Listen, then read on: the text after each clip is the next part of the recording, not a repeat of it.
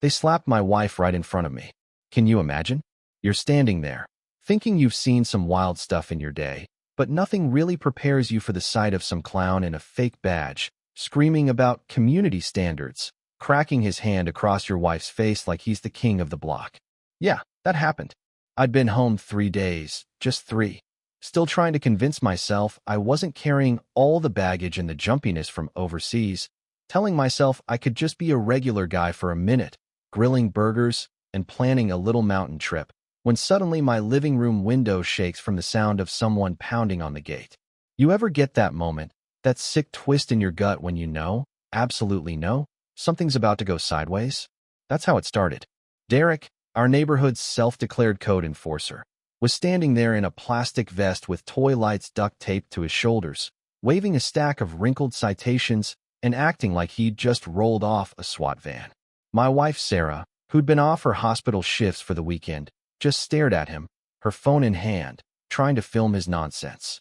He ripped it away from her, slapped her hard enough her head snapped sideways, then turned back to me like he wanted a medal.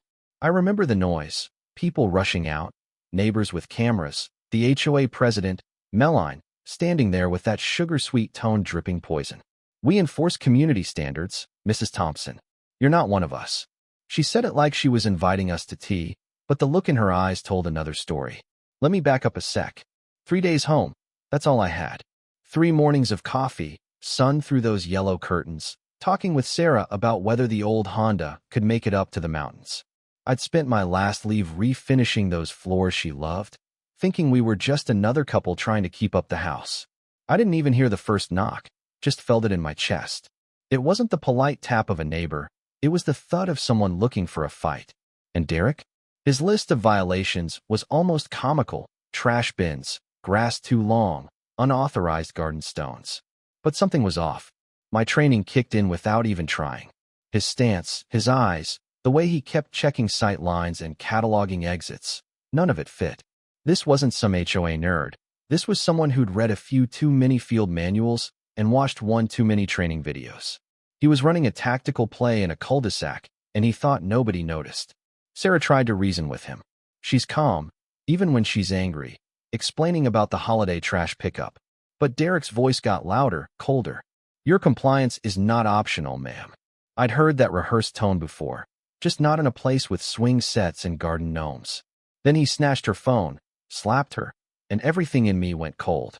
Not rage, just that surgical chill you get when you know things are about to get real.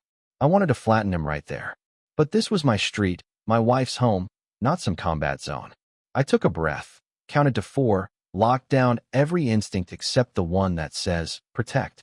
What got me was how careful he was. Just enough force to hurt and humiliate, but not enough to leave the kind of marks that would make trouble for him with the real cops. That's not TV tough guy stuff. That's learned behavior. Someone had given this guy guidelines, just like they gave Meline her script. Meline, the HOA president, was there with her little clique, voice all velvet, eyes like knives. "We're concerned about your family's fit with our neighborhood aesthetic." She never said the quiet part out loud, but you know when you're being measured for something besides your grass. "Derek here is certified to ensure residents understand their obligations," she said, as if she was reading a line for the cameras. I wasn't just dealing with amateurs, I realized. There was a whole operation going on under the surface, coordinated, practiced, maybe even paid for by someone with more to lose than a pretty yard. And then Sarah, God bless her, asked me later, ice pack on her face, "Do they actually have the right to put their hands on people?" "No, honey, they don't. Not even close." Mrs. Henderson, our neighbor across the street, saw everything and called 911. When the real deputy showed up, he was sympathetic, but not much else. "Looks like a dispute got out of hand. File a complaint, get more evidence, try to de-escalate." Sure, easy for him to say. I took pictures, wrote down times, logged everything like I was building an intelligence file. Sarah was clinical, assessing swelling, but under all that, she was scared. And so was I. That night, the email came. Photos of us from the sidewalk, timestamps stretching back weeks. They'd been watching us. Her at the hospital, me on my morning run, snapshots of beer bottles and laundry baskets. This wasn't nosy neighbors. This was surveillance. Full-on, cold-blooded surveillance. I started following Derek. Not like a hothead, but careful. 2 blocks back, headlights off. Watched him slip into a bar lot and hand a brown envelope to Grant, the HOA's so-called security consultant. That was the moment I knew. This was organized, and it was about more than fines and fences. Sarah and I hit the county records. The paper trail was sickening. Equipment bought through shell companies, contracts signed in back rooms, thousands in HOA fees routed through dummy accounts. The same 3 names on everything: Meline, Grant, and a third board member we'd never met. I'll say this, Sarah turned out to be a hell of an investigator. She took the nurse's mindset, tracked symptoms, mapped the spread, find the pattern, and started building a dossier of every fake violation, every harassed family, every odd payment. I set up cameras, military grade, all the way around the property. If they came back, we'd have them on tape. Pretty soon, we realized it wasn't just us. Elderly folks, single moms, families of color, all targeted, all fined for subjective violations. Meanwhile, Meline's friends? Nothing. No fines, no threats, nothing. Rebecca, a neighbor who happened to be a forensic accountant, joined us. Her spreadsheets made my head spin. She tracked the money and proved they'd funneled more than $300,000 across 4 states, always targeting the most vulnerable families, using the same playbook: get a board seat, install sham rules, bleed them dry, then move on. Grant tried to get Sarah fired, filing fake incident reports at the hospital. But her boss knew better and called in the legal team. Now we had professional witnesses and expert testimony backing our case. When Meline realized we were fighting back, she tried a new tactic. She showed up at our door, polished briefcase, fake apology, and a generous settlement offer. Sign here, admit nothing, don't talk to anyone. She threatened my clearance, Sarah's license. That's when Sarah snapped back, cool as a surgeon. Are you suggesting HOA boards control federal security clearances? Because I'd love to hear that on tape. And she had it. All of it, recorded, legally. The real showdown came at the emergency HOA meeting. Meline went on, painting me as some loose cannon veteran, dangerous, unstable, waving a file full of lies and statistics. Then I got my turn. Factual, methodical, body cam footage, financial documents, victim testimony. Rebecca dropped the hammer with her forensic analysis, tracing the money, exposing the whole shell operation. Even the county clerk was there, confirming no license existed for Meline's security force.